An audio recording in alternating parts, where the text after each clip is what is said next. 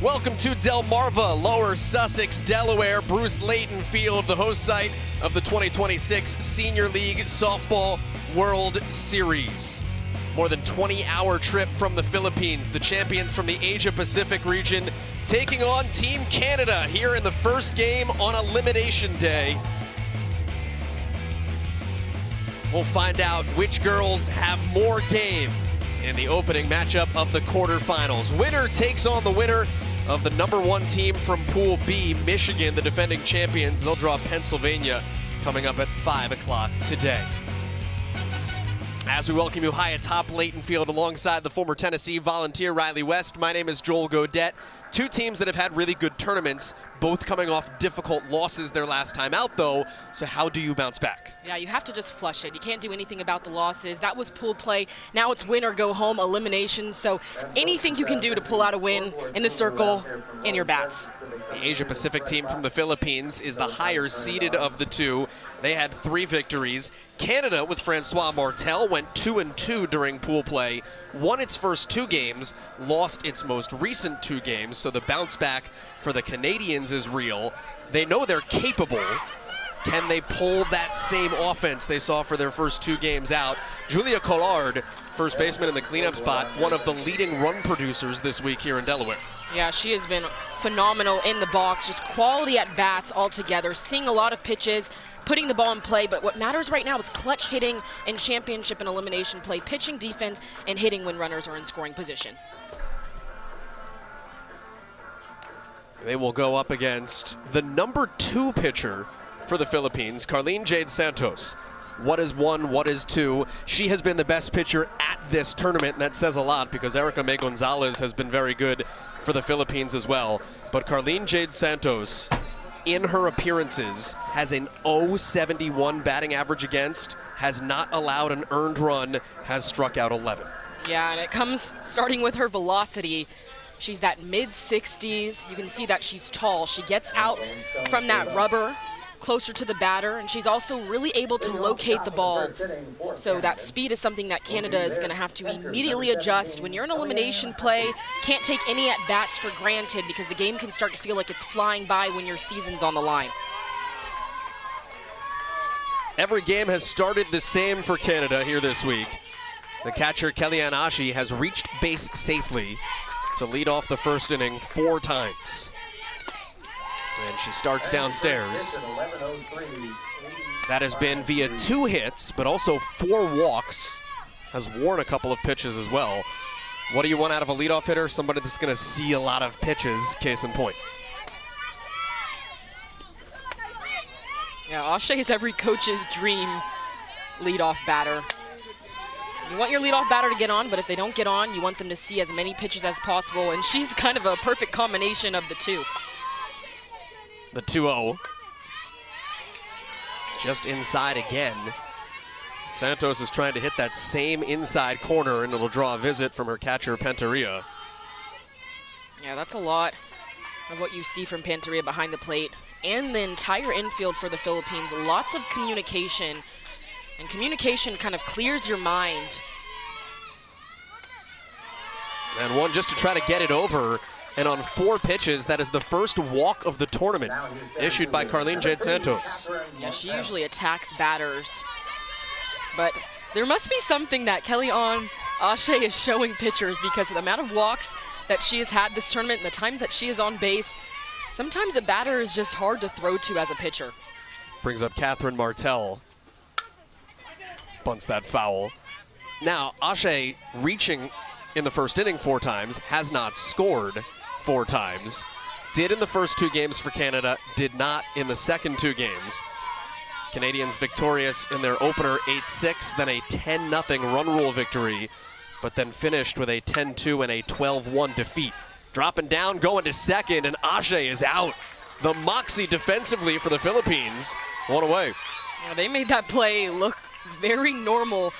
On a bunt, oftentimes it's not quick enough to go to 2, but Erica May Gonzalez, as soon as square around to bunt, she is going to 2.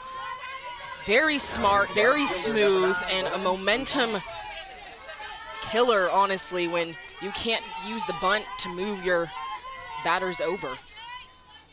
Now Laurence Dupont Healthy cut. That was almost a little bit more of a confidence pitch for Santos as well. Walks the first batter, but then picks up the out, and okay, I'm in a groove. I continue to be amazed by these Gatorade flavors. Fruit Punch is DuPont's favorite.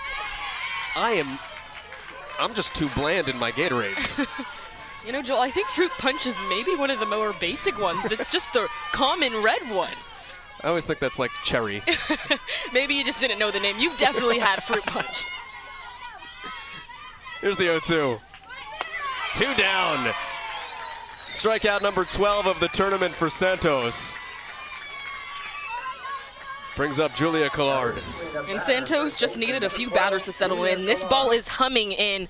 A little bit of an upspin on it, making it hard for the batter, DuPont, to be on plane. First batter that she faced with Ashe didn't feel like she was at her normal speed, that mid-60s range, kind of the 63, 64. Now it definitely sounds like at the pop of the catcher's glove. Collard at 412 for the tournament. Her 7 RBI, second most. The rise missing. Santos is an up-down pitcher. We've seen a lot of really effective rise ball pitchers in this tournament.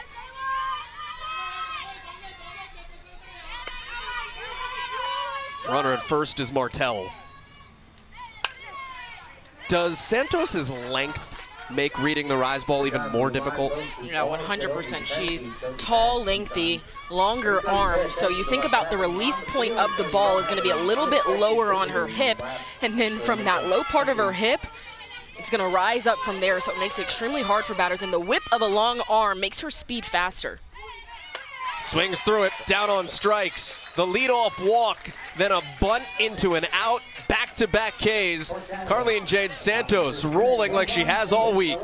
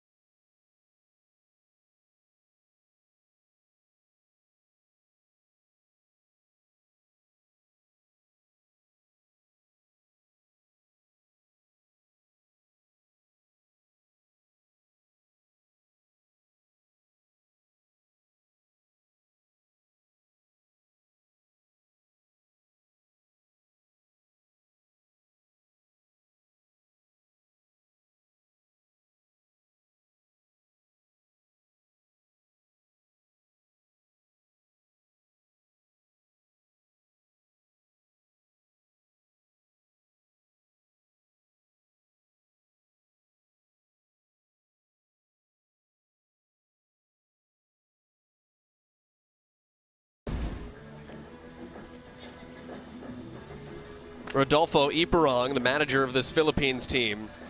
A lot of the members of the coaching staff are teachers for the Philippines, and not only teachers, but they are teachers in school for athletes on this roster.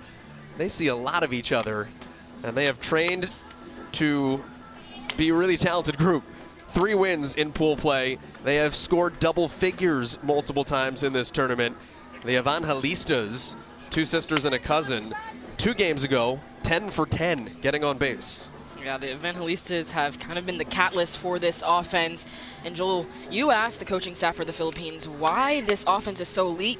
They train with university players on the baseball and softball side. And so when you're facing collegiate competition and then you come into games like this, it kind of slows it down for you. As we get a look at Cassandra Turmel, really quick turnaround. Through last night for Canada, went 5 1/3, gave up 6, but only 2 of them earned. Now they still happened, but comes in with a 1 ERA for the tournament. Yeah, wasn't getting the zone that she typically likes. She's a rise ball pitcher that has a good changeup to offset it. And yesterday the zone was on the lower half, so a little bit of frustration from Turmel, but like you said, she has to flush it. Win or go home moment, she's their ace. So getting the ball once again, quick turnaround, less rest. And an illegal pitch called by Monty Murray, the third base umpire. So instead of 0-2, it's a ball and a strike. I think that is the most emphatic illegal pitch call we've seen. Yeah, we saw yesterday kind of the illegal pitch be called on Turmel, as well as throughout the tournament, the front foot being the first foot to move off of the rubber. So she's stepping off the mound with the front foot rather than pushing off. So that front foot, it's hard to tell in this angle, but that's the foot that she's using to step off the mound. And because of the no mound or no meeting in the circle, you kind of assume it's the same call that's been called against her all tournament. Down on strikes goes Ladriel Herodias. Pumped up to the leadoff spot, had been hitting second. An illegal pitch does not affect Turmel, goes back with the rise ball. She's able to spin it at all levels in the zone. So that one's starting at the waist, making it almost impossible to lay off as a batter, and then it rises to your chest. A really tough pitch to hit. Now Rena Rose Evangelista takes on the outside corner.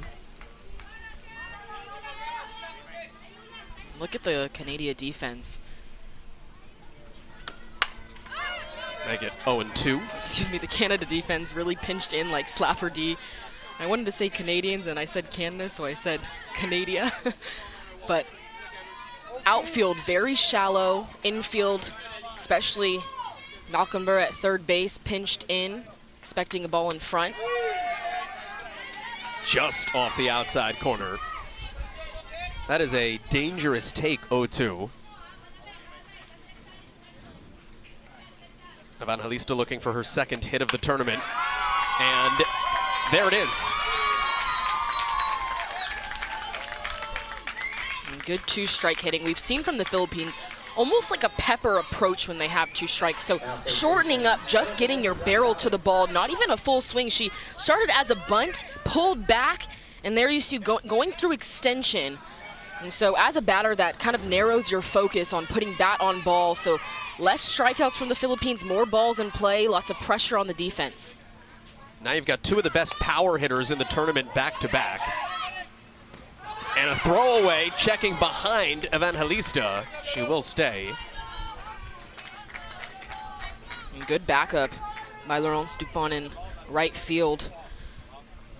I think the difference maker in ball games that are elimination or going to be close is the next play mentality. Having your backup, thinking about where you can be moving on every pitch. And those little things stop runners from moving up and eventually stop runs from scoring. Erica May Gonzalez, 6 hits. 3 of them are doubles. That ranks second in the tournament field. Smokes this one into the alleyway. That's at least a double. Evangelista with the wave around third. It is a double. The relay home is well offline. And Gonzalez to third. They will give her home because the ball went into the dugout through the smallest of openings in the fence. It's 2-0 Philippines. And look at how they're out the dugout, hyped up. And as they should after that swing, Gonzalez on time from the first pitch. This is pure gap hitting. Keeping that front shoulder closed longer, staying on extension through the ball. And then the base running was the cherry on top. This miscue from Canada's defense in the dugout. Joel, you said it, kind of the smallest part that the ball could get through, and it did. If it ricochets off the right or the left side, that run doesn't score. So Philippines challenging Canada's defense, and it works out in their favor. Turmel misses to Panteria. Also has 6 hits. Also 3 of them are doubles in this tournament.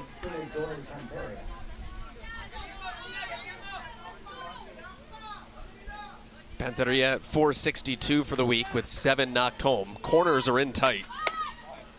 And she takes high. I love that she said in her player survey that she's most looking forward to seeing different styles of softball and being able to compete. When we talked to a lot of the coaches coming into the tournament, they told us that, yeah, softball is the fun part, but the most fun part to a lot of the girls is talking to other teams, learning about different cultures. So Panteria kind of combining the two different playing styles, different cultures, but also the softball part. 3-1. And again, showing bunt, takes a strike to make it 3-2. Yesterday, we saw Canada receive basically like a little gift bag before the game they played against Czechia. On the ground towards shortstop and through, and it's 3 consecutive hits for the Philippines. Already up 2-0 here in the first. It looks like the Philippines might have done a little bit of a scouting report on Cassandra Turmel in the circle, because from the very first pitch, their swings have been down plane level. Turmel's a rise ball pitcher, so she gets a lot of pop-ups, but the Philippines have over-adjusted to the upspin, hitting ground balls and low-line drives.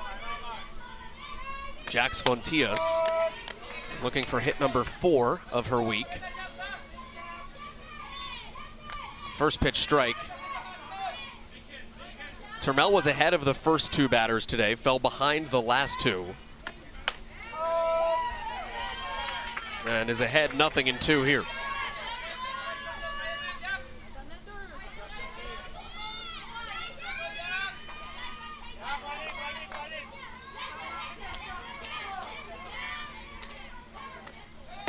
Change. Tough to lay off. Yeah, the first one that we've seen. Turmel is going to have to use that a lot more to affect the timing of the Philippines batters, because they are on time. Got her up high. So Fontias on strikes. That is 2. 4 strikeouts in the game between the 2 pitchers.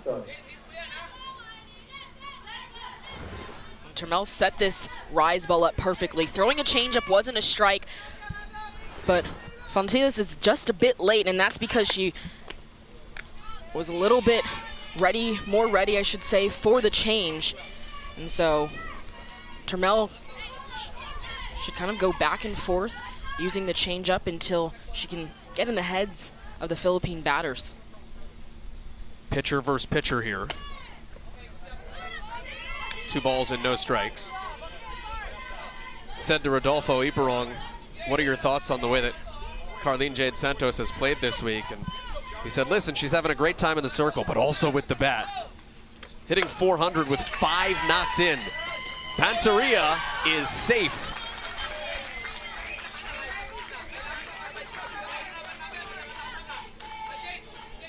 That was pretty close, especially with the coverage from Lonier, the second baseman coming across.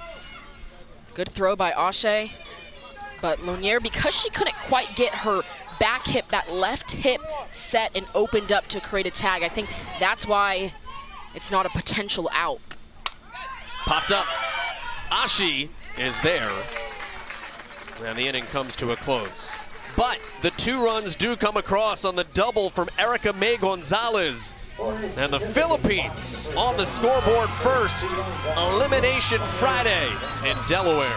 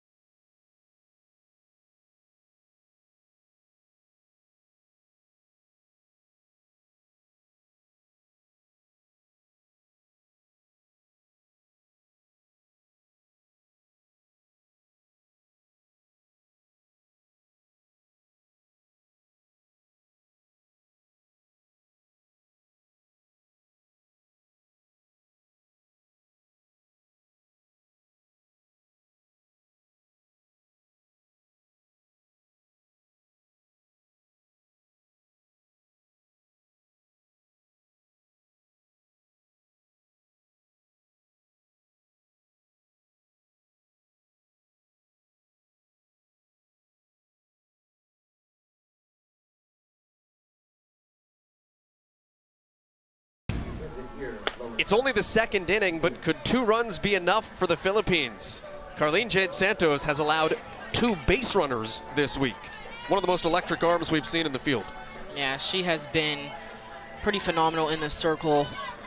She's tall, she's lengthy, and so she gets out that circle pretty quick on her push off towards the batter, so it kind of cuts down the distance. On top of the fact that she's throwing mid-60s, so one of the faster pitchers here at the tournament. And then throw in that she's got some good rise ball spin on the top part of the zone. That's why she's been so elite. And misses just upstairs to Alex Gagliano. Bumps up into the cleanup spot today, hit 8th last night against Czechia for Canada.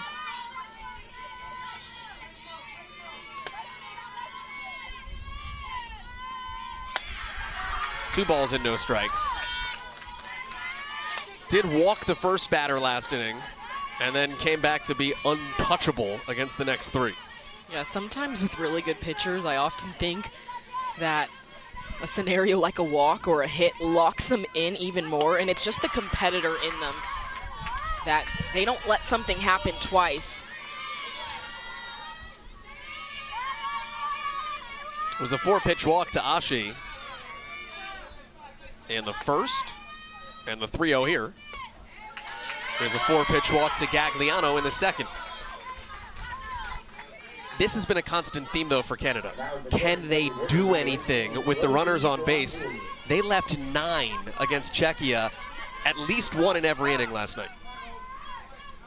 Yeah, and I've been there before as a player where you get to a part of your season or a tournament where it feels like pulling teeth to scratch a run across, and mentally you start making it bigger than what it is because you have acknowledged that there is a slight problem. Shouldn't even call it a problem, it's just the fact that you can't get a runner 60 more feet. But it starts to mess with you a little bit more mentally than maybe in the beginning of a tournament or beginning of a season when everything's moving and grooving. Ev Bedouin will come in to pinch run.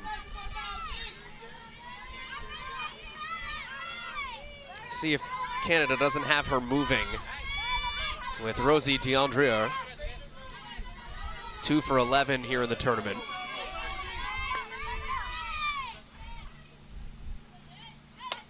First pitch swing. Makes it 0-1. How do you feel about being aggressive? You've got a really good pitcher who on 4 pitches just walked a batter. Do you almost want to say, hey, make sure you throw me one before I give you one? When you're facing a really good pitcher, you don't have time to wait for something. You have to attack the best pitch. Specifically a rise ball pitcher, because when they get ahead, they continue to move the ball further and further out the zone. So you want to attack early. The better the pitcher is, the earlier you want to be ready to attack. Don't put that bat in their hands.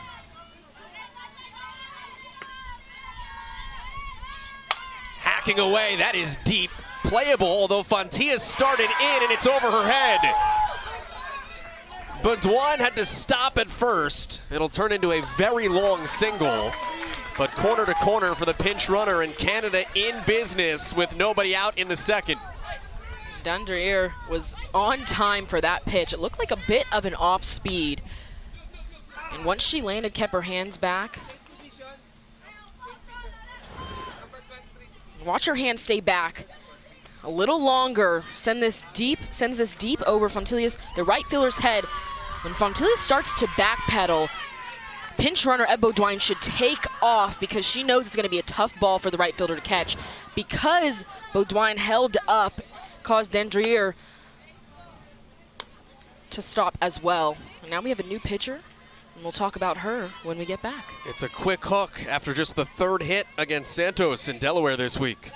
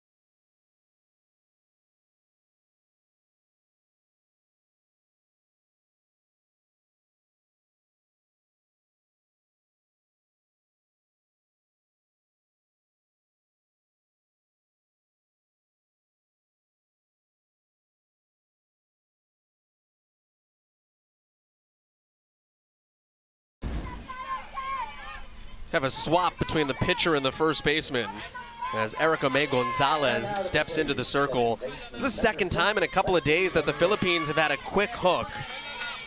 Siason was the starting pitcher 2 days ago, went a third of an inning, gave up a run against the Southwest team from Texas, and it was actually Santos that came on in relief, wound up as the winning pitcher in an 18-1 victory. So it's worked before for the Philippines. Today, Santos goes an inning plus, and the ace comes in. Yeah, it definitely seems like a game plan for the Philippines. As soon as that ball was hit, as soon as base runners were on, Philippine staff immediately came out and made the change. And I think it's one of those thoughts that Erica May Gonzalez is their ace, and so how long can they save her arm? And so this felt like the time that was right to put her in. Jade Santos, the first baseman now, did a really good job through the top of the lineup. You wonder how much it impacts you if you're Gonzalez not being the starter, so your routine is maybe a little bit different. 3 2/3 yesterday, gave up 5 against Delaware, who went undefeated in pool play. And deuces a swing to make it 2-2. We didn't quite tell you what pitches Erica May Gonzalez throws, but if you couldn't tell, rise ball heavy. She's their hands down ace. When we asked them about her, they said rise, change, and a very strong pitcher mentally. 2 in scoring position. 2-2.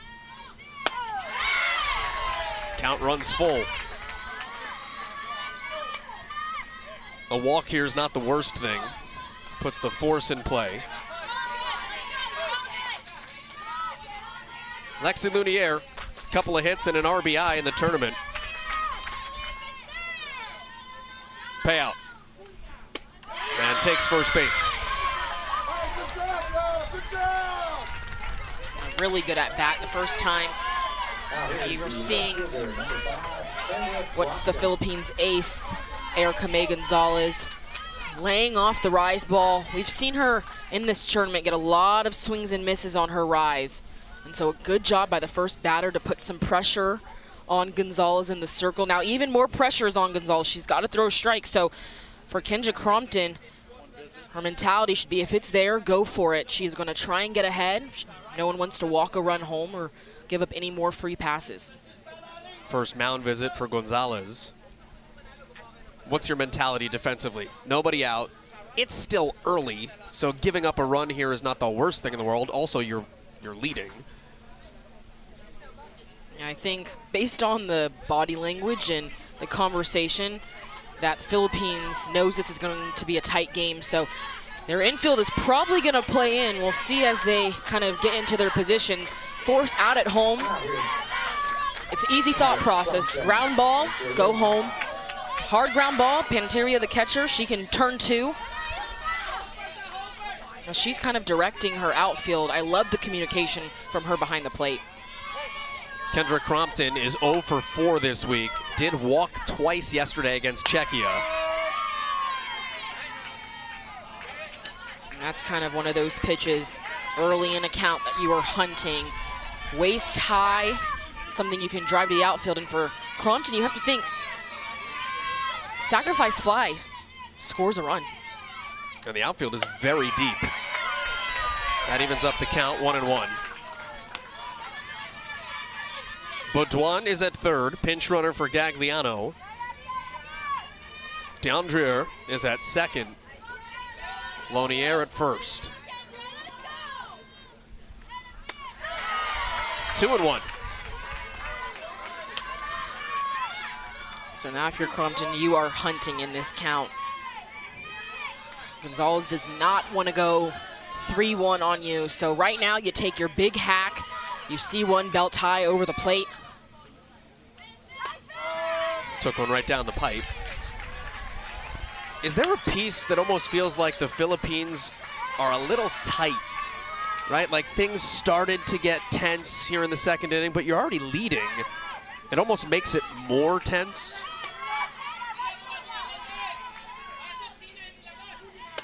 Two-two, got her high and tight.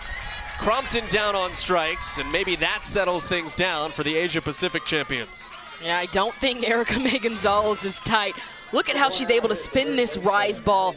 Kind of a gutsy place to throw it with 3 balls on a batter, but so enticing, forcing Crompton to swing. And Joel, back to your question of Philippines kind of feel tight. I think that's just the intensity of an elimination game. Your season is over if you do not win today. Twenge Malcolm-Bear hitting in the 9 spot. Ahead 1-0. We said to Rodolfo Iparong today, how do you guys feel? And he said, win or go home. Yep. That is a fact. Base is loaded. It's 1-1.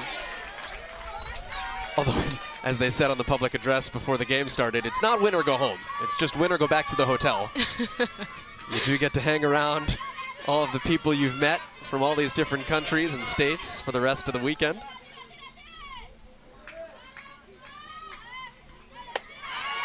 That's up high.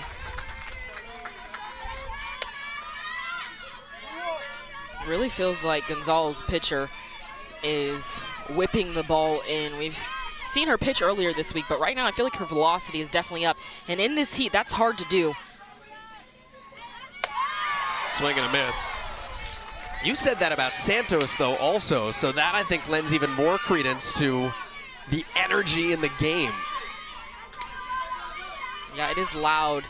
It kind of feels like this is a turning point in the game, although it's the 2nd inning, a big opportunity for Canada. If the Philippines can get out of this, this would be huge for them. Got her across the letters. Twenge Malcolm-Bear down staring. And after the walk to load the bases, back-to-back strikeouts for Gonzalez. And look at how this freezes Malcolm-Bear, and that's because of the spin on a rise ball. Rise ball pitchers tend to get more strikeout lookings because batters start to guess, is this pitch going to continue to rise? Is it going to be flat? Gonzalez just leaving that one a little bit more flat, but on the inside corner, a great pitch from her. She even thought that was the 3rd out of the inning. Saw a smile from her. So I don't really think she's very tense in the circle, although this is a really big pressure situation. Kellyanne Ashe trying to strike like some thunder. Pulls back. And Joel, when we started this game, we talked about how Ashe just has this knack for getting on base. We don't know why pitchers have walked her so many times. Sometimes batters are just hard to throw to, but they haven't been able to get around. If she continues to be hard to get out, a run can come in from a walk. Inside corner to make it 2-1. Ashe drew her 5th walk of the week in the 1st inning. Came out of the game yesterday. Looked like she tweaked something running over the first base bag, tumbled through, but back in. And looking at a 2-2 count. Gonzalez is rolling. You'd like to see a little bit more attack from Canada because bases are loaded. You know she was going to give you a strike, but now with 2 strikes, ball is going to, when a ball's in play, base runners are going, so defense has to hold their ground and just think about getting the out at 1. High, got her chasing. Down on strikes, 3 in a row, and Canada leaves them loaded. Still 2-0 Philippines. Erica May Gonzalez, fire me up. Bases loaded, multiple strikeouts, a little smile from her like she's been there, done that before.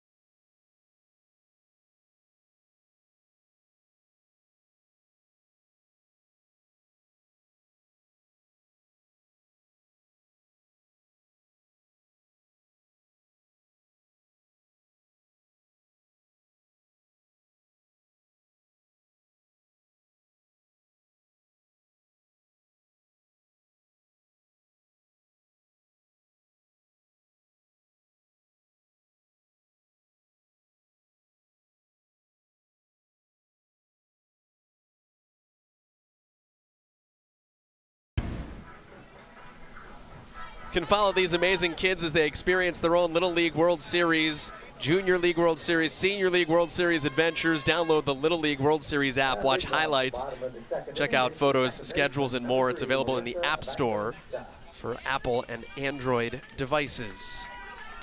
A lot of good fishing here in the Delmarva Peninsula.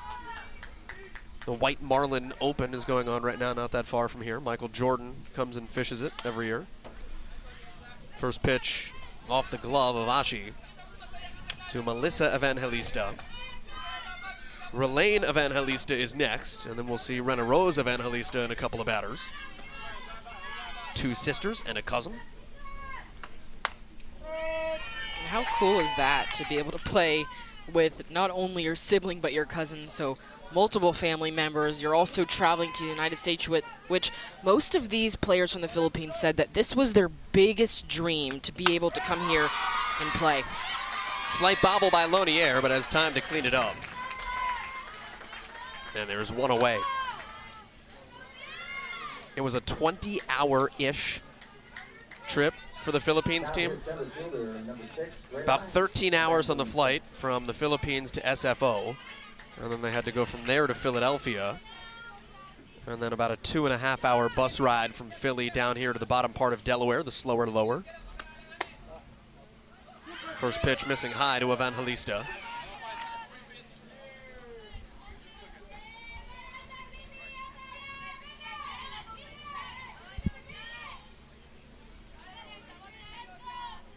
Corners are in. Just looking to make it 1-1. Relaine Evangelista, the batter, she specifically said she plays for her big dream. One, coming to the United States to play. Slapped. Foul territory, but room to make the catch. But the big dream for these players is this opportunity to play in the United States, but also, I think we have an illegal pitch, actually. So we're going to redo this pitch. Seen a couple of times that batters have been granted some new life. Francois Martel is going to ask for an explanation. Watch that front foot, how it moves off the rubber first. You have to use that front foot to push off, and some body language from Cassandra Turmel in the circle, just not happy with it. She kind of bent her head, put her hands on her knees after it was called, and she's getting a drink of water right now. So I know when you get an out in your mind and then it's kind of reversed with the illegal pitch, that's hard mentally to go through, especially in this heat. She had a lot of mental challenges in the game last night. And so just something that pitchers go through at times, and this adversity always makes you stronger as a pitcher. Count is now 2-1. Runs to 3-1. You talked about the dream for the Philippines players, though. They want to play softball in college, and they want to do it in the Philippines. And a strike on the outside corner. The University Athletic Association of the Philippines is made up of 8 schools, chiefly the University of the Philippines, where a lot of the presidents go. But the Fightin' Maroons are the dream destination for a lot of these girls. And that turns from an out into a walk, and there's a 1-out base runner here for the Asia Pacific champions. Going to play college softball gives them opportunities to get their education, support their families. I think I saw the Philippines the most in their player surveys when it asked what would you do if you won the lottery. Most of them said give it to their parents, support their family, buy their parents houses or cars. And so just these young ladies taking advantage of this opportunity, and hopefully this propels them to those big dreams of playing in college. Upstairs on the 0-1.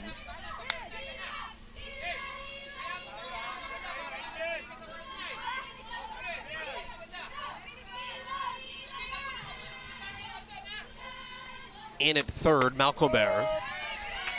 That's a strike. Let her high. Make it 1-2.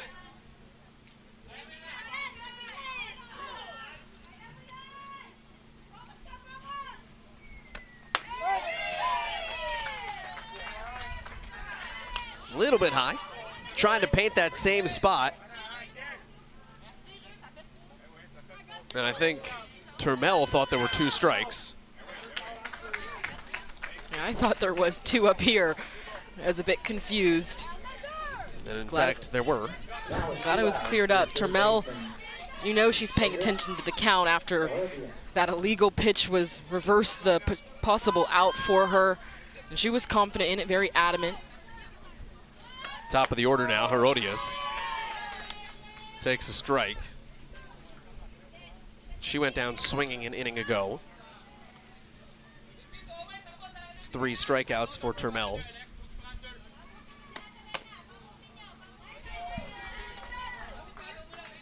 The walk for Evangelista over at first base as the Philippines try to grow a 2-0 lead after stranding Canada's bases loaded in the top of the inning. Flipped to the gap left side, and that drops in front of the diving Crompton. The wave around third for Evangelista, and the illegal pitch turns into a run, 3-0 Philippines.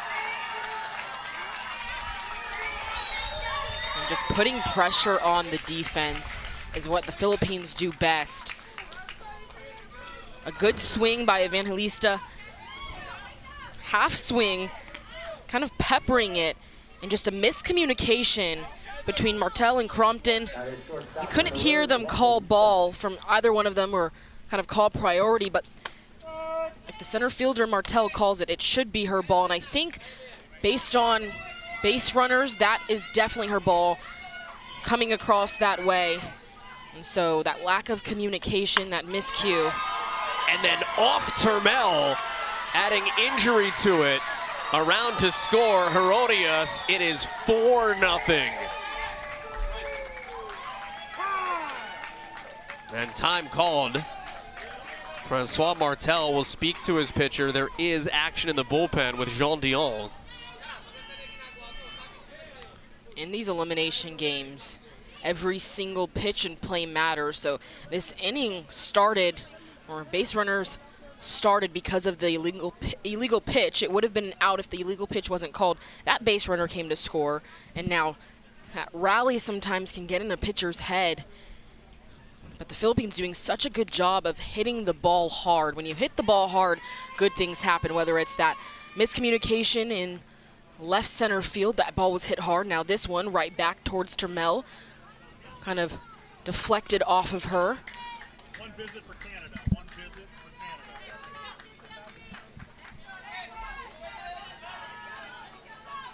See how Turmel navigates the turmoil. These games feel like there have just been massive turning points as things go along all week, and Canada leaving the bases loaded, down 2-0 in the top of this frame, just kind of sticks in the back of your mind as one that's going to come back to play. The batter is the pitcher, Gonzalez. That was right at you. Yeah, I had a little flinch that I'm not proud of because we're fully behind a screen, but that fouled straight back. That tells me that Gonzalez is very much on time, just a little bit underneath the rise. Change away. Wasting one with a couple of strikes, trying to get Gonzalez to chase.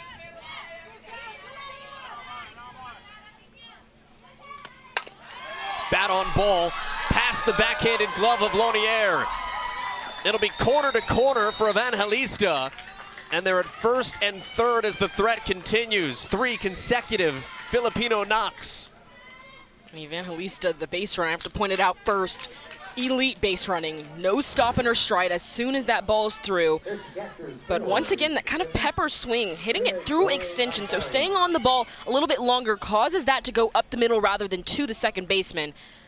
I think if second baseman Lonier, she dives, she's keeping that ball in the infield, and Evangelista is not at third, potentially even out at second on a force play. And a defensive switch after that for Canada, just a flip-flop. Twenge Malcolmer went from third to second. Lonier just went from second to third.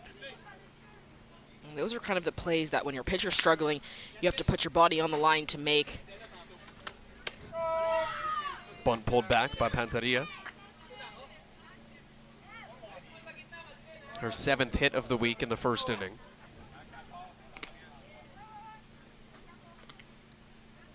Trying to chase her teammate right now. Gonzalez, who leads the team with 8. Runners were going. That ball is trouble.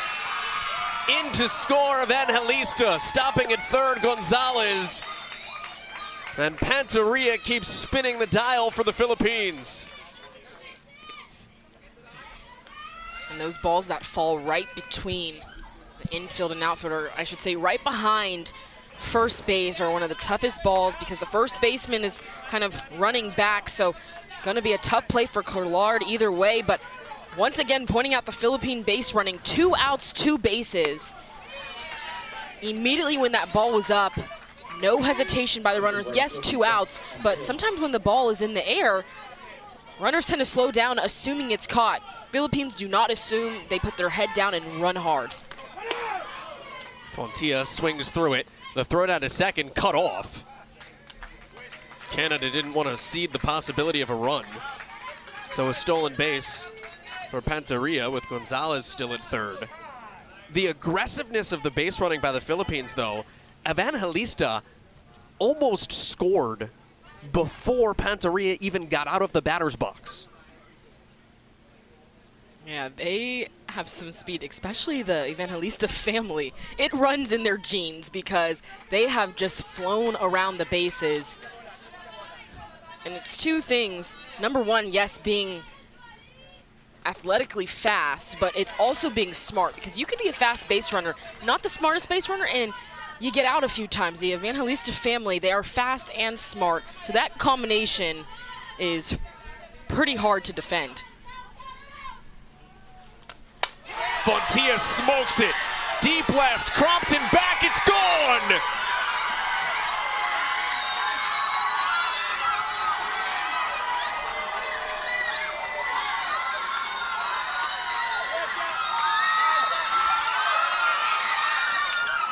And the Philippines have erupted in this elimination game.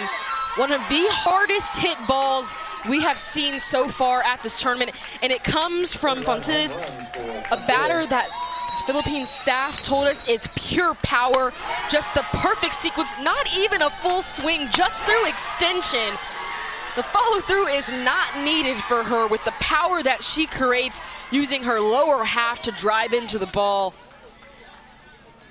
And the Philippines have broken this game open. First home run for Fontillas, and with an 8-0 advantage here in the second inning, it will be Jean Dion to come out of the bullpen for the Canadians.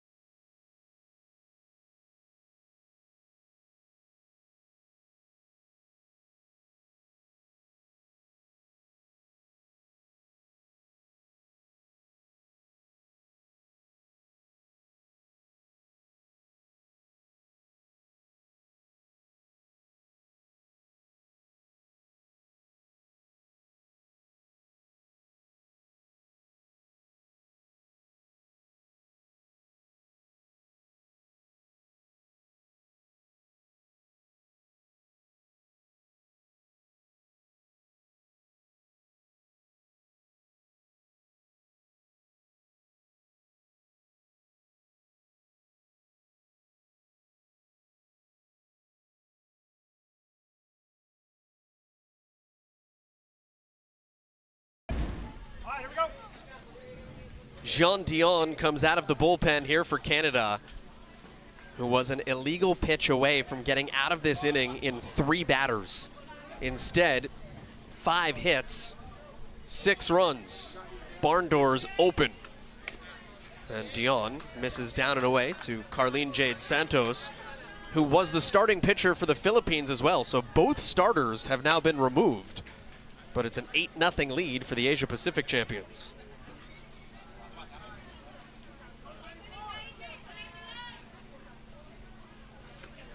It's 2 balls and no strikes. Riley, where did things spiral on Canada?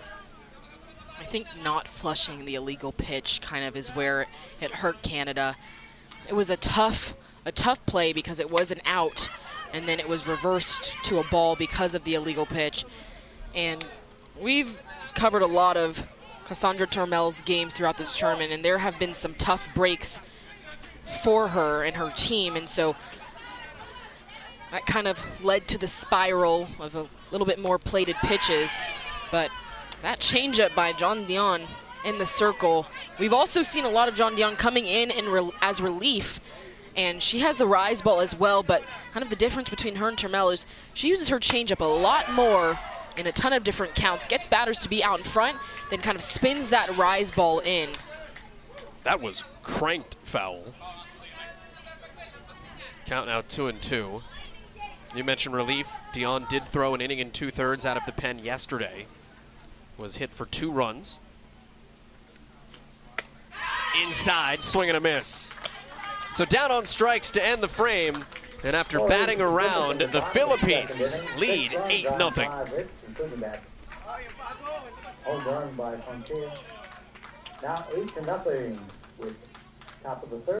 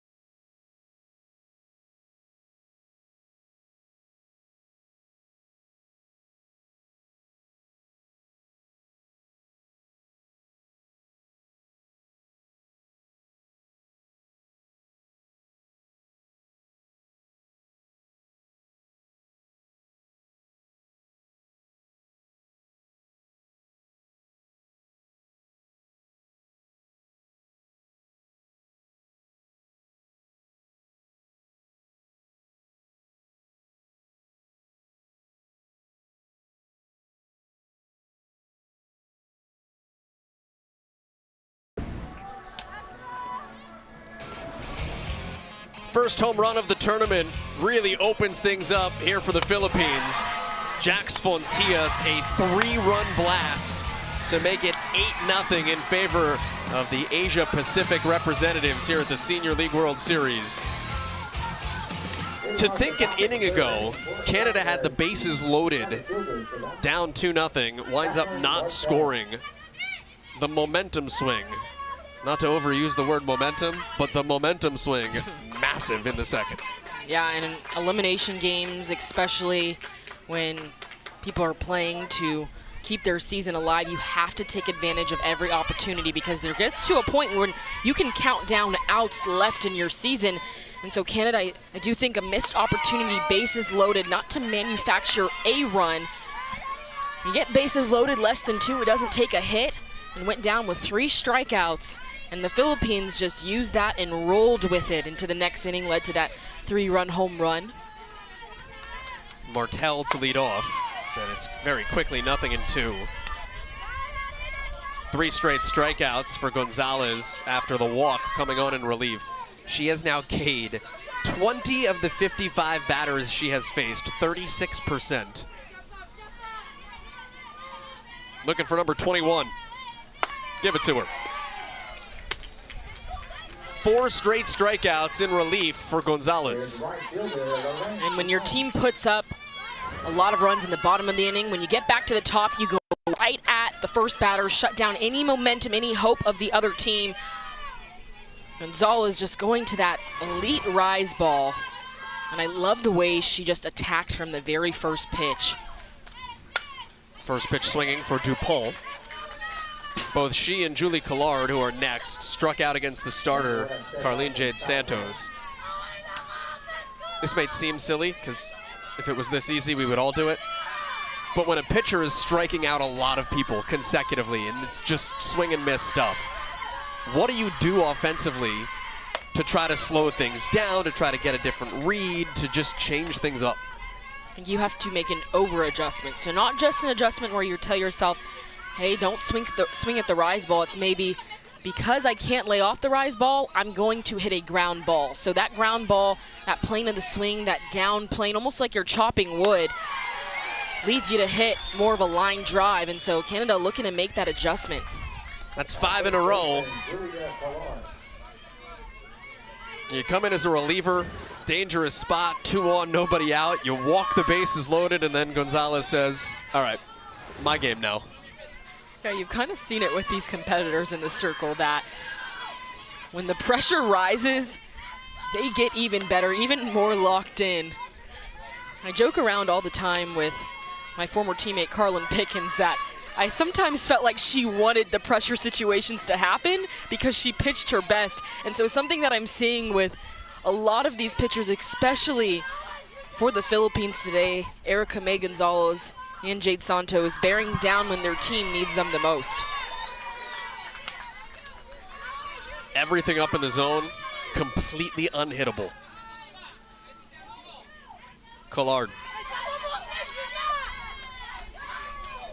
The 0-2.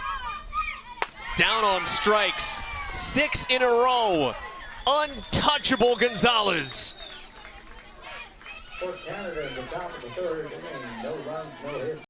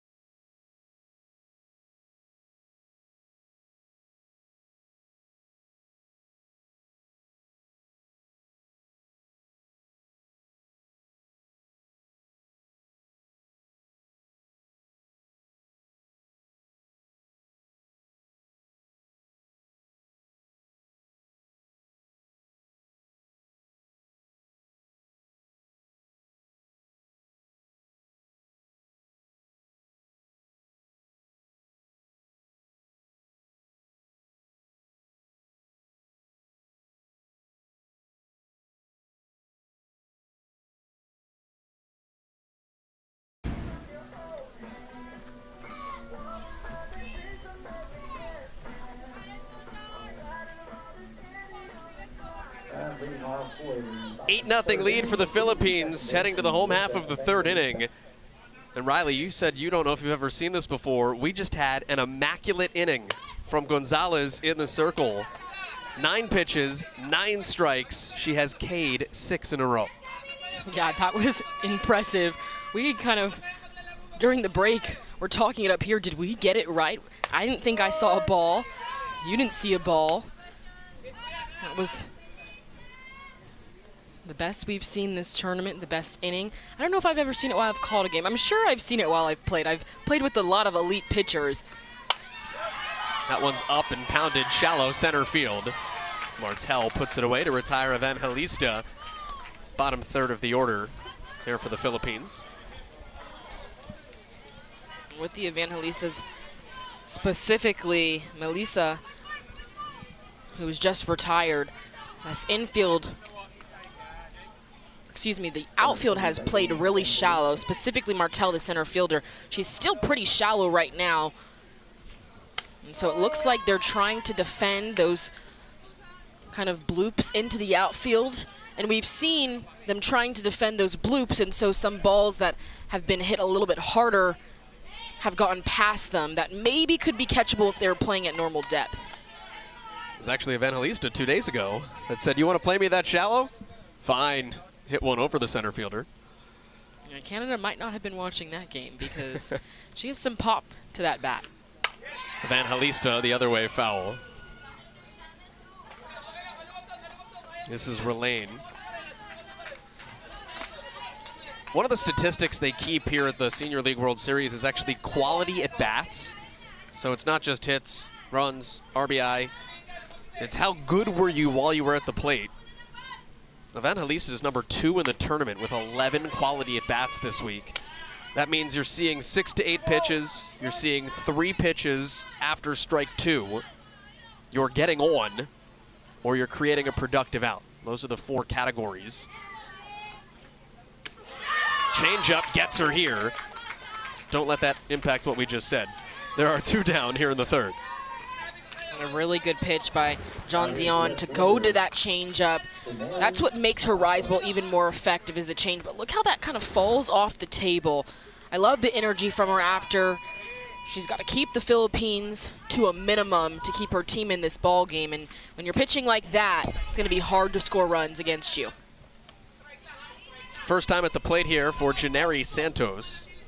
Came in defensively last half inning to play center, replacing Angel David. We didn't tell you that because no balls were put anywhere near center field. And grounds one off her teammate.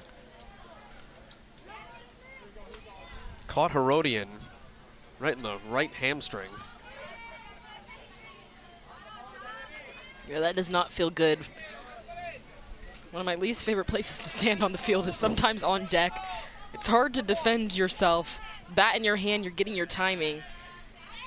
But looks like the staff and the players for the Philippines are laughing, glad she's okay. Smoked again, foul. And you look over, there's nobody on deck. Where are you? I'm good in here, coach. There's a fence over here. All good. What I would usually do is stand a lot closer to the batter, but every field is different, so they might have a designated spot that these players can stand. But I would try and get close to the batter, make it harder to get hit, but it just depends on where you play. Making 2 balls and a strike. Very famously in spring training years ago in Vero Beach where the Dodgers played, there was no fence in front of the dugout for a time. And I think it was Atlanta Braves manager Bobby Cox who was famous for sitting on a mitt to have one ready. And Herodias just got hit again. I think it was actually the camera person who was in the other opening in the dugout. Herodias dodged that one. It got someone else. She put her hand up with 2 fingers.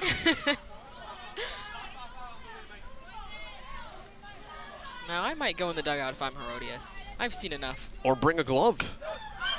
This is blooped in her direction.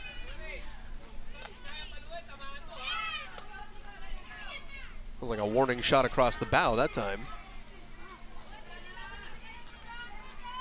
And it looked like Jennifer Sataana in the front part of the dugout just told Donna Rejoice Santos to hit the ball to the right side of the field, keeping that shoulder closed. She was motioning opposite way. Swings through it. 3 up and 3 down. Good response for Dion and Canada. They trail 8-0 though, coming to bat in the 4th.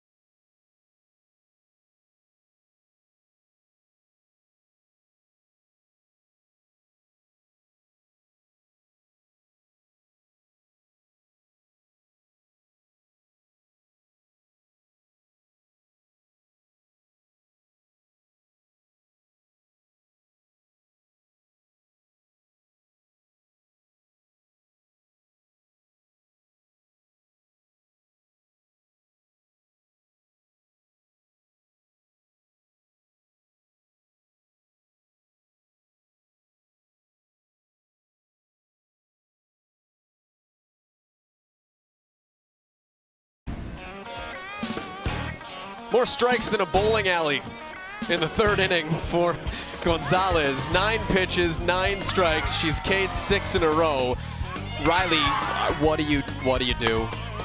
Sometimes you just have to pray when you're going against a pitcher that's as good as Gonzalez. But I love her fight, her competitive energy. The rise ball has been magnificent. You mentioned the immaculate inning last inning. 9 pitches, 9 strikes, 3 up, 3 down, 3 strikeouts. But I love that inning, but I think the inning that shows even more heart is the bases loaded 3 strikeouts, not letting Canada get anything going. If you're Canada right now, you got a real tall task in front of you. Erica May Gonzalez entered with 2 on, nobody out in the second. Immediately walked the first batter she faced, loads the bases, nobody out, and at that point her team was only up 2-0. She has struck out everybody since. 2 people she hasn't faced yet are the first 2 here in the 4th. Alex Gagliano took a walk to lead off that second frame. She was left at third.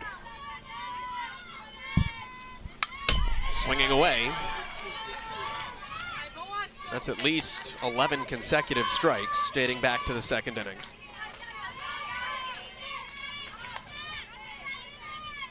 Gonzalez has been at times perfect, but every pitcher is hittable. You just kind of have to try new things to be able to hit them. So for Gonzalez, if you can't lay off the rise ball, I'd like to see Canada put something in play by swinging on a down play, a ground ball. A lot of foul balls, a lot of swing and misses under the ball. So right now I'm going to tell myself, tomahawk the ball, try and almost be like a slapper when they try and chop it into the ground.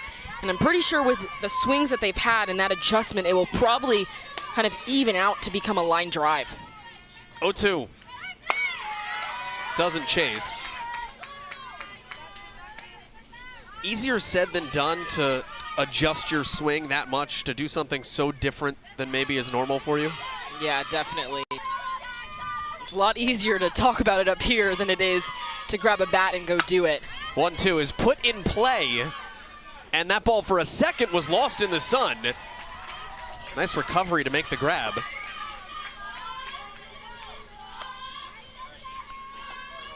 Sun balls are my least favorite as an outfielder. Look at Santos. She lost it there and then keeps her composure, stays under it, trusts that it will come down. That's the hard part with sun balls. Sometimes as an outfielder, you kind of get in a bit of a panic mode when you lose it because you're not used to not being able to track a ball all the way down. No panic from Santos, just trusted the fact that it will come down. Gravity will bring it back down, but she didn't even try and block the sun. She kind of just stared right into it, defeated the odds. Came in to play center field last inning, moving to left this inning. And DeAndrea takes outside to make it 1-1. Only hit for Canada belongs to this young lady in the DP spot.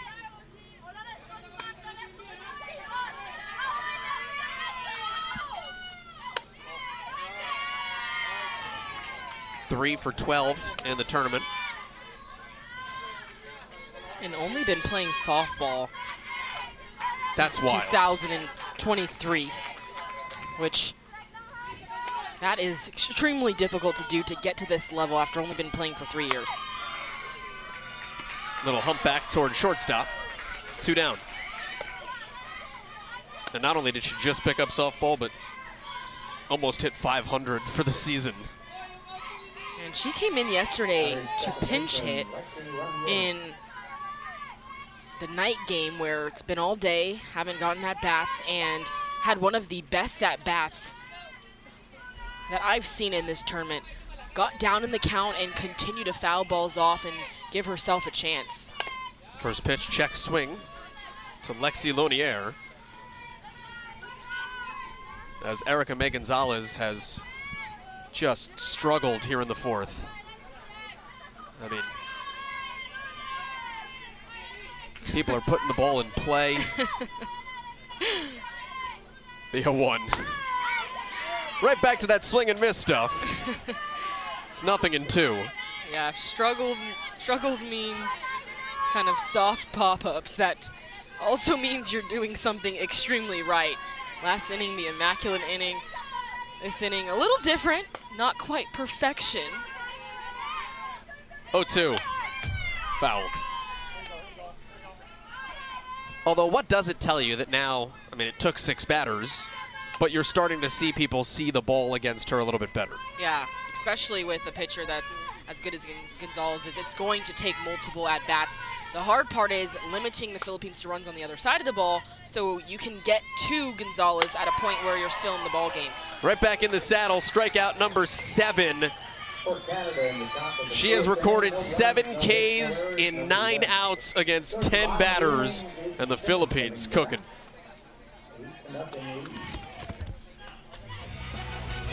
Inning, not quite, but still phenomenal in the circle. That time keeping the ball low. Philippines up to bat when we come back next.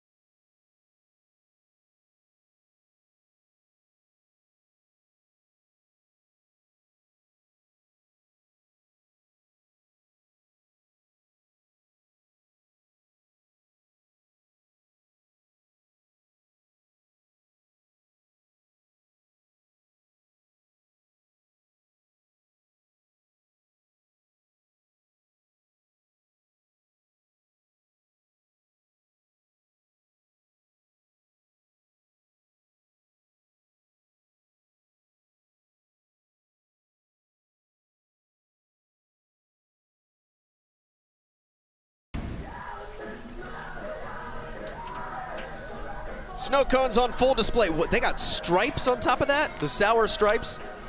Their snow cones down here in Delaware are a little bit different. I met some people the other day that asked me what my favorite snowball was. And I was like, what is a snowball? And they were telling me about all the flavors, and there's ice cream involved. It's caloric heaven is what it is. Yeah, that looked delicious. Right about now in this weather, I mean, we're in shade in the booth. Up here, these girls are on the field, but I wouldn't mind if we had a little snow cone action. The weather all week has been hot and humid.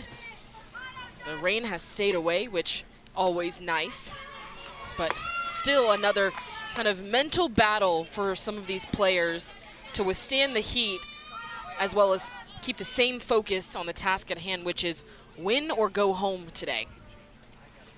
Top of the order here for the Philippines. And it's 2-1 to Herodias. RBI single back in the second. She came around to score one of the 8 runs. 2 in the first, 6 in the second.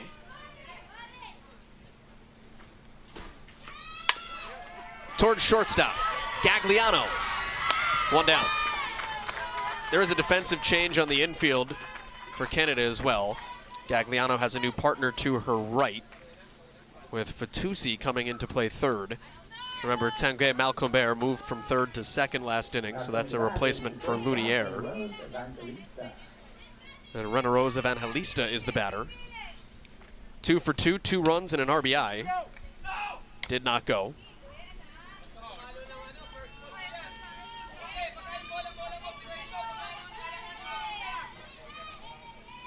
The next 3 in the order for the Philippines are 6 for 6.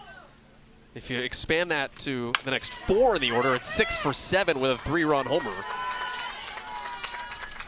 And that is what we call a jinx. 2 down. Good defense behind John Dion. The previous 2 plays, not rushing, especially kind of with the speed at the top of the lineup with Herodias. But John Dion, she seems to have settled in now, working the ball low in the zone to the peppered swings that the Philippines often use to poke balls through. Her rise ball is her go-to stuff, but I like that she's been able to also work down. She has a really, really good changeup, so something that she's utilized to affect the timing of batters and then go back to the rise ball. A little bit high. We've talked a lot about the job that Gonzalez has done coming on in relief. Dion has been just as good. Only problem is that the runs had all scored by that point. She has not allowed a base runner out of the pen. 6 up, 6 down. Inside corner, 2-1.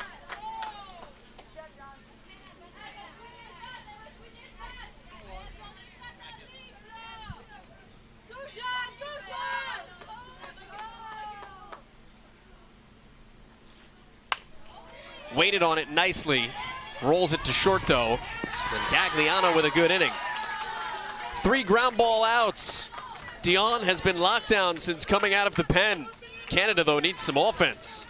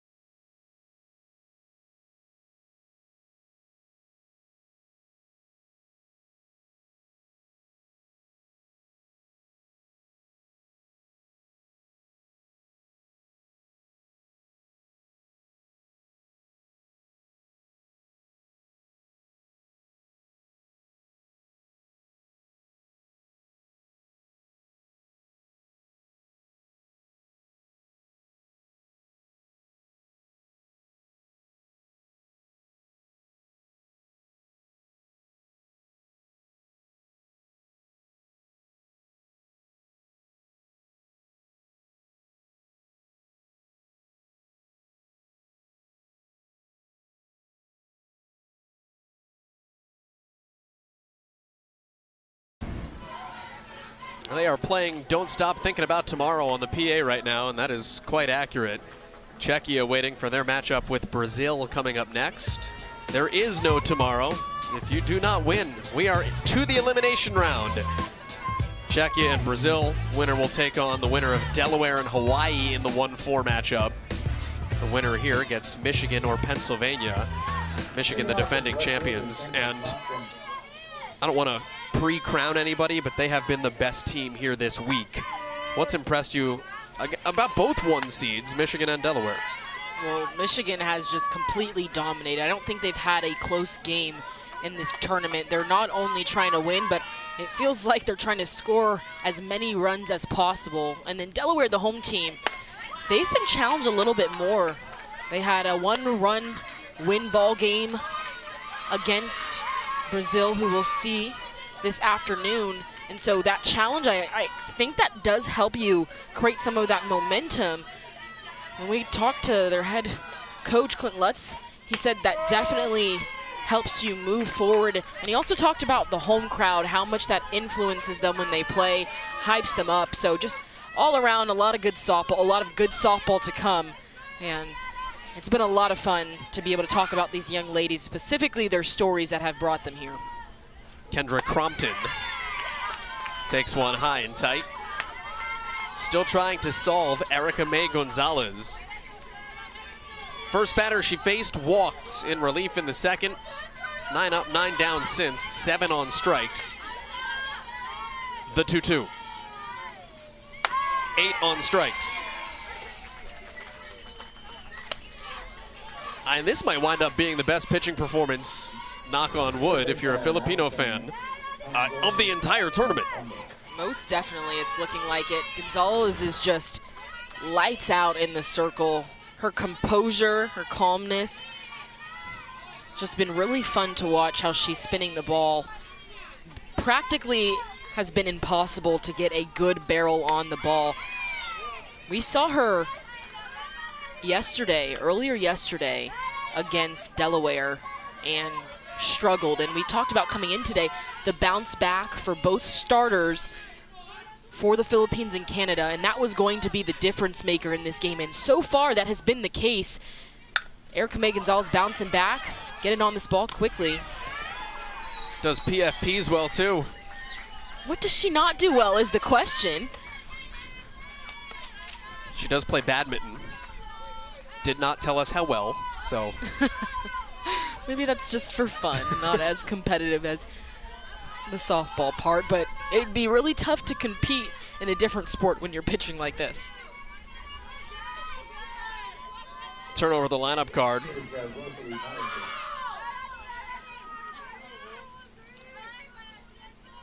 Kellyanne Ashi, a walk and a strikeout.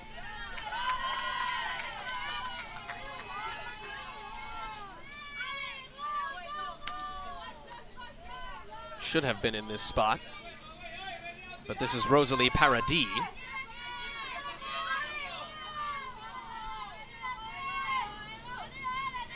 Came on in relief to catch yesterday as well. Ball and a strike.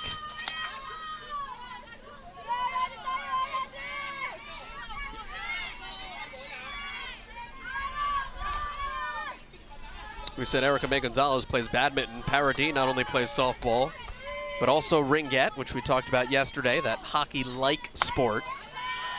Played with a straight stick and a rubber ring. She can also juggle, which a handful of people put on their surveys this week, and I am jealous. I am too. I cannot at all. I try it often. Anytime I'm around softballs now that I'm done playing, I always try it. 3-1. It's one of those things that, like, you don't want to take the time to learn, but then you see somebody who can pull it out as a party trick, and you're like, ah, dang. I've just been so impressed that all of these players, or majority of them, play other sports, and that definitely translates to the game of softball. Just the athleticism that you use in other sports, the challenges that you have to overcome in other sports, they all make you better in softball. And so we've seen a lot. We've seen a lot of unique sports. I hadn't heard about ringette until we talked to the Canada managers and they explained it to us. 3-2. Fouled away. You know what nobody put, though? Curling. That is true, unless we didn't dig deep enough into the surveys, but I didn't see it.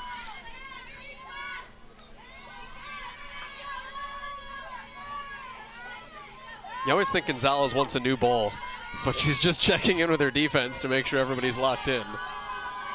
Again, the payoff. One more coming. Yeah, the leadership in the circle from Gonzalez. The coaching staff told us that she is a leader on the team, and her communication, aside from her performance, tells me that she's a vocal leader and a lead by example. So kind of the best of both worlds. Got her. Let her high. Down staring for strikeout number 9. Strikeout leader in the tournament, Gonzalez.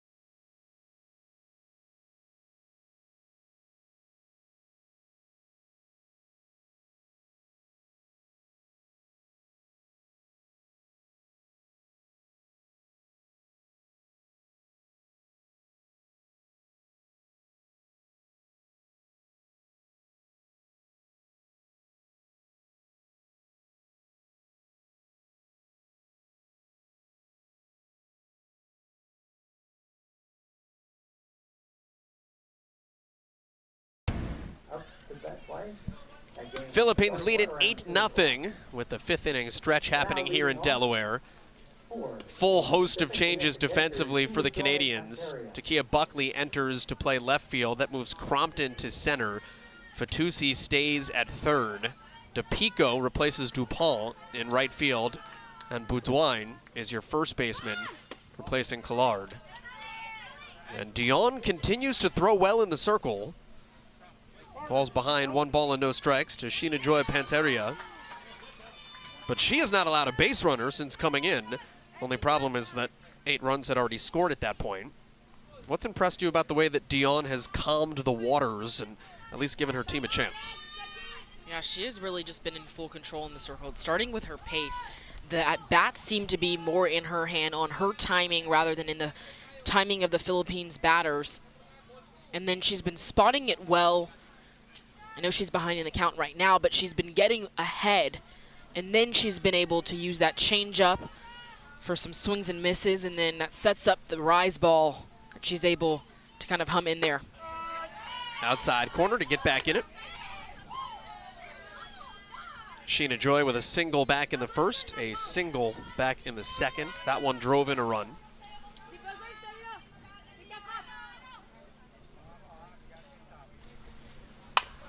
On a line to left. Buckley off her glove. The ball will always find you when you come in defensively. Panteria around second, sliding into third.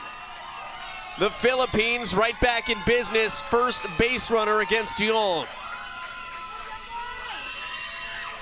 I cannot get over the base running of the Philippines and how they are constantly taking extra bases. This starts with Panteria getting that back knee below the ball. Look at how low it is. That allows her to get her body on the same plane as the ball. And like you said, the ball will find you. And so Buckley out there and left. Just a hard read on the line drive, taking a few steps in, but because that ball got past, Panteria not stopping stride, able to leg out a triple. Jax Fontillas homered her last time. She does that here, the ball game is over. Run rule is 10 after 5, even in an elimination setting. 3-run blast as the final batter to face the starter, Cassandra Turmel.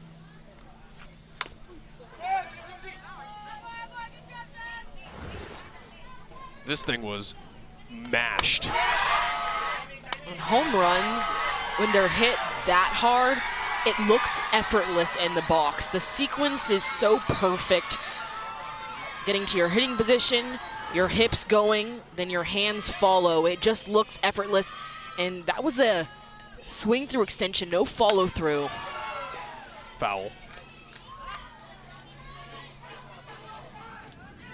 If you're a young softball player watching at home, and you're thinking, well, I have to follow through on my swing. Why are you wrong?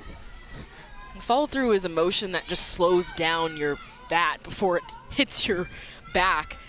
What really matters is contact and trying to stay on the ball as long as possible. If you think about it, follow through happens long after you've already hit the ball. And so if you just stay through extension, you get a lot of pop. I've hit home runs in my career just kind of staying right through extension, and you've seen it predominantly from this Philippines lineup throughout the tournament. Of most of their hits have been from that kind of half-looking swing.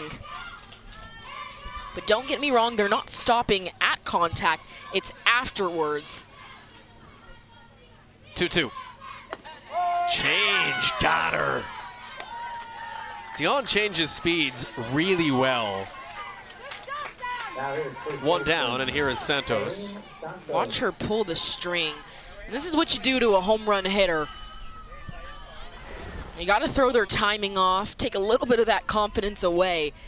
And Fontillas was sitting on something hard, and just at the perfect time, Dion pulled out the changeup. It's a really good pitch.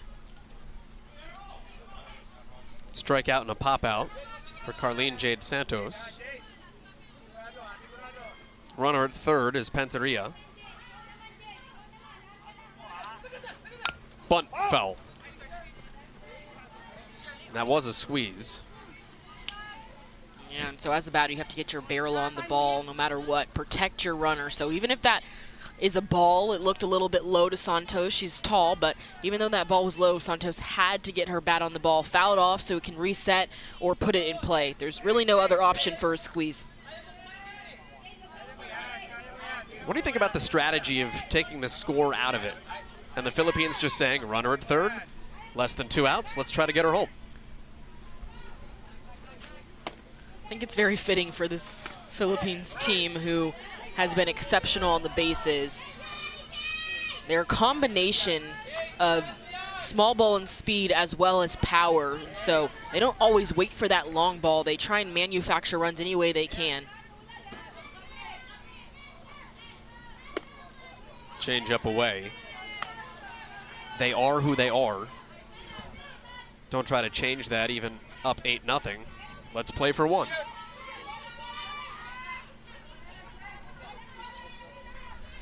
Bottom of the order due up here after Santos, 7-8-9.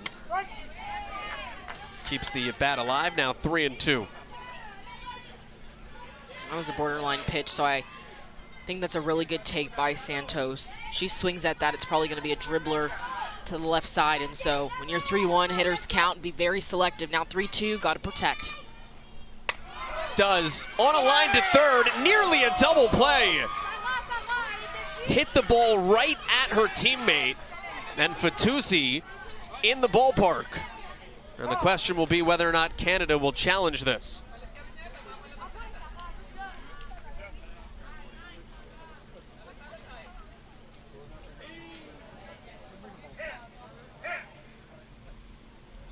Dion has still not allowed a hit since coming on in relief, but she has given up hard contact now twice here in the 5th. That was good contact by Santos, just hitting it directly towards Fatusi. We've talked about it. When you come in the game, the ball tends to find you. Fatusi, one of those defensive replacements, being very heads up, not only on making the catch, but sticking with it enough to understand where the base runner was at and then try and put a tag. First challenge of the game. And for us, the first time in 3 games, we've not seen a team use a challenge in the first inning. Now we're watching to see after the out is made, is the tag applied before the base runner, Panteria's foot, is on the bag. The original call is safe, so that's really what matters because there has to be undeniable evidence to overturn it. Based on that replay, I can't quite say I've seen undeniable evidence to return it. It is closer than it initially looked to my bare eyes, though.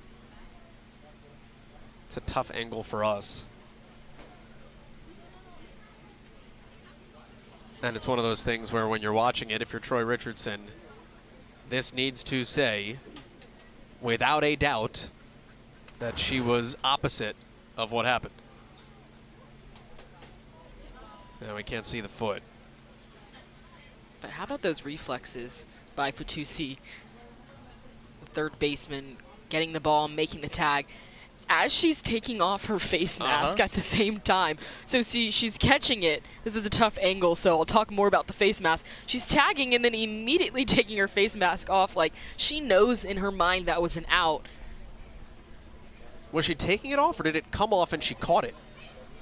Now that I'm rewatching, it could have come off. She caught it because her back was turned. Well, that's even more impressive.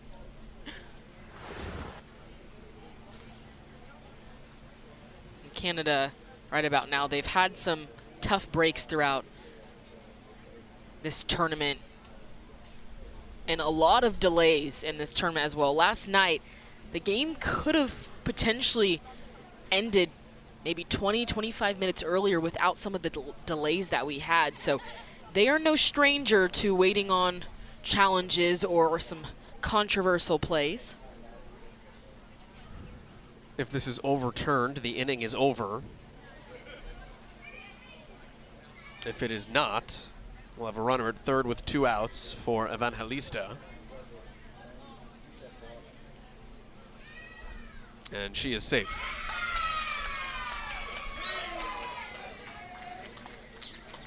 I think we're still waiting for our first overturned call. Safe call is confirmed. Man, you just have to shout out the umpires for seeing these things in real time. And all of our umpires are volunteers, so just selfless of them to be out here. Many of them with 20+ years experience, volunteering in Little League, Senior League, Junior League. Great mustache by Ham Estrada at first, by the way.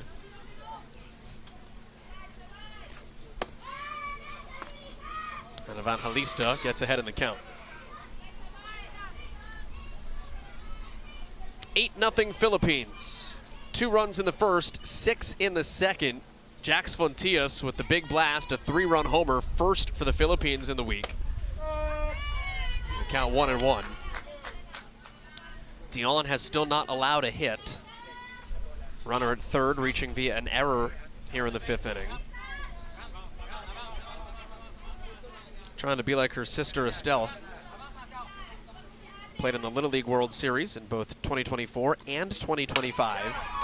Ground ball to third, and the inning is over. Doing a pretty good job for herself. Jean Dion has not allowed a hit, has settled things down for Canada. The Canadians, though, need some offense. Just 1 hit of their own.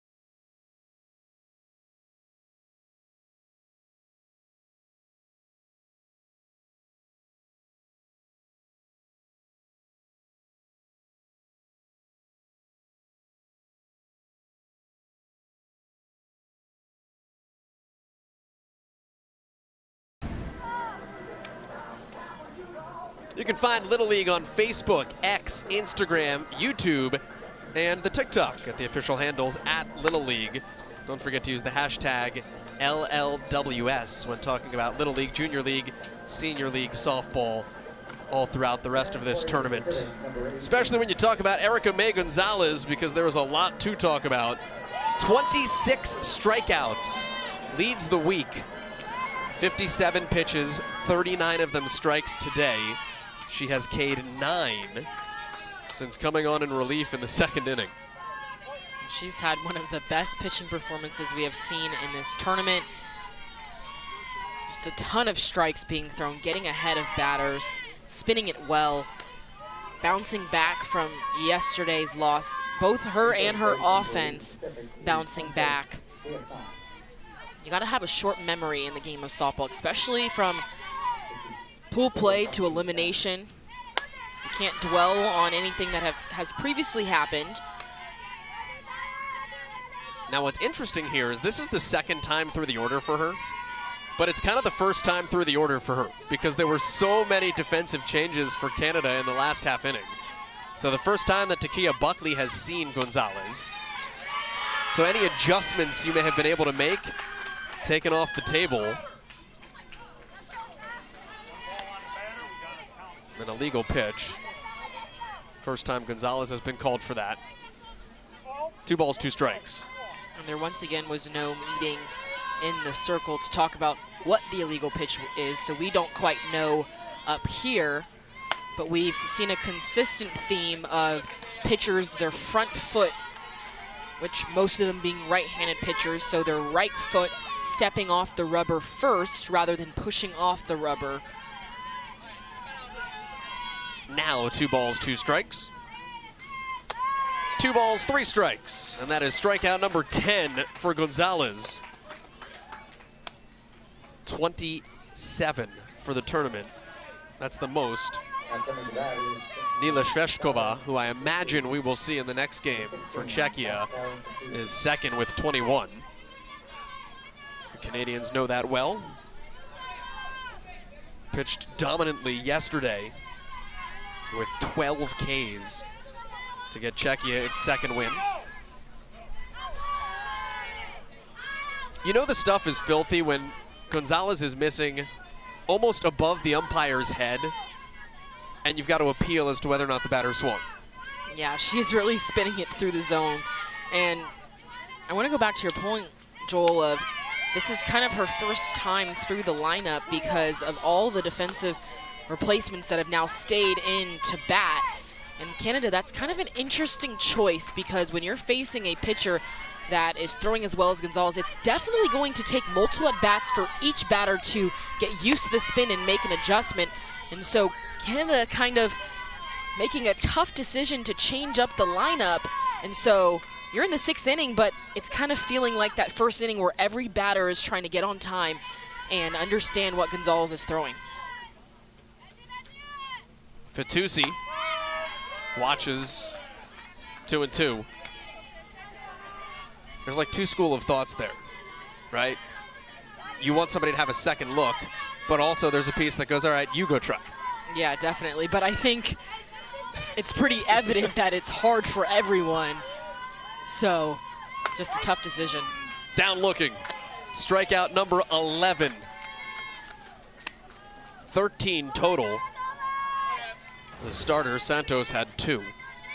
I don't mean to sound like a broken record with Gonzalez in the circle about how well she is pitching, but she sets up kind of this screwball that stays more flat on the inside corner by utilizing her rise. So it gets batters to guess on if a pitch is going to continue to spin because they've seen pitches that start at the waist and end at the letters.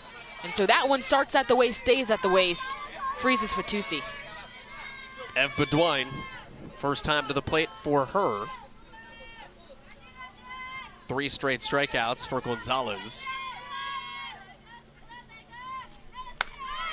Cut through.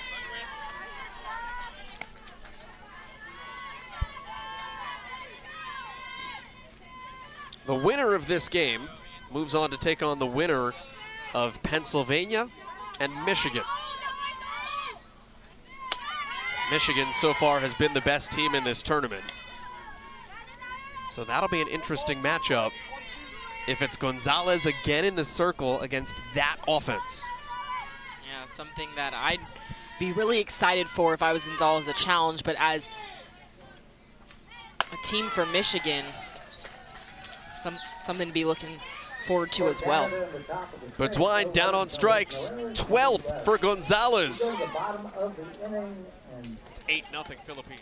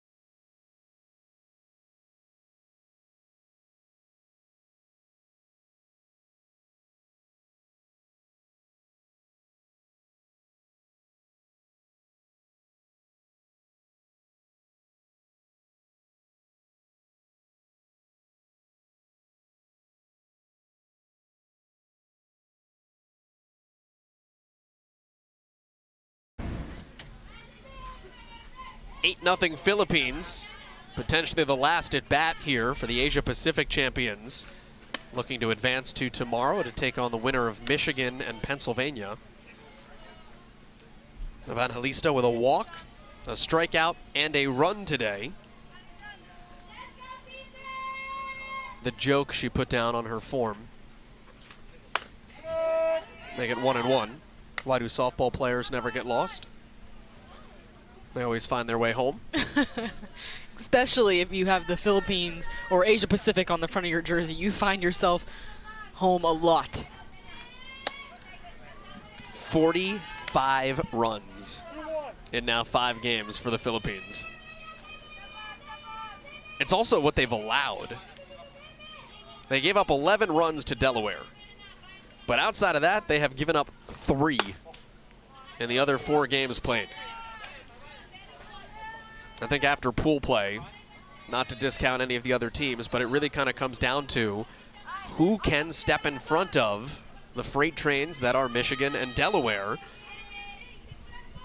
That'll be interesting to see how today and tomorrow play out. Championship on Sunday. And a leadoff walk. First issued by Dion. And I think the way that Gonzalez in the circle for the Philippines is pitching and the way that they're manufacturing runs and putting pressure on the defense, if they can keep this lead, win this game, I think that they could put up a big challenge against that potent Michigan offense if Michigan survives later today and moves on as well. Janari Santos replaced Angel David and then struck out in the 3rd. So this is her 2nd trip to the plate.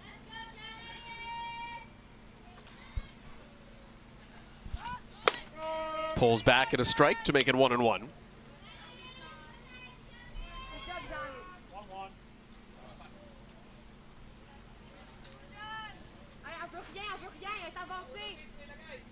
Multi-sport athlete, bunt put down, also plays badminton. Fatusi bobbled, great recovery. And the sacrifice is successful. And again, you continue to see the mentality of the Philippines. Score doesn't matter. They were up 8-0 in the last inning. They were trying to squeeze. They're up 8-0 here, playing for 1 run. And I think with the weather of how hot it is, you go for a run rule victory. So needing to score 2 here to end this game 1 inning early. And you never know, that 1 inning on the arm of Gonzalez can be the difference to how fresh she feels their next game. But I mean, Gonzalez, she hasn't thrown very many pitches. She has been so efficient in the circle. So you expect her to be fresh after this game no matter what. It's also just good situational practice. You're probably not going to win the championship 8-0. So can you execute in a position later in this tournament when you have to? Toward 3rd, Fatusi stopped it. That will at least keep the lead runner at 2nd base. So Evangelista stays there. Herodias on at 1st.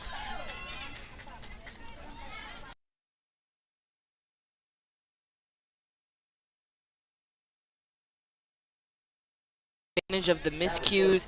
I think it would be pretty easy for the runner at 2nd base on a bobble to try and make something happen.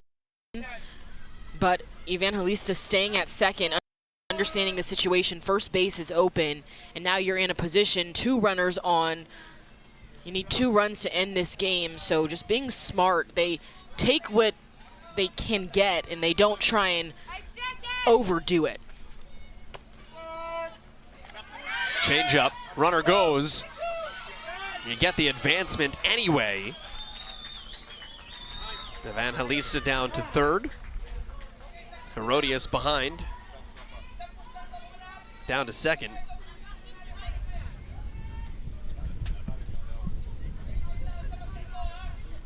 Now Francois Martel came out to talk with Brian Doty.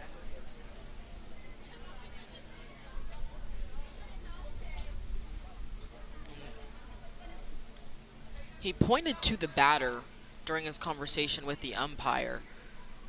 Yeah, is this a question of interference?